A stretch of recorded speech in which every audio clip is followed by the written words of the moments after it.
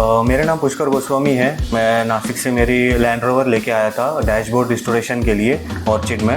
और मेरे एक्सपेक्टेशन से बहुत अच्छे काम किए इन लोगों ने। मेरी गाड़ी कम से कम 8 साल पुरानी है, लेकिन मुझे बैठने के बाद ऐसा फील हो रहा है कि गाड़ी मैंने अभी जो जस्ट शोरूम से निकाली हुई है। Thank you so much.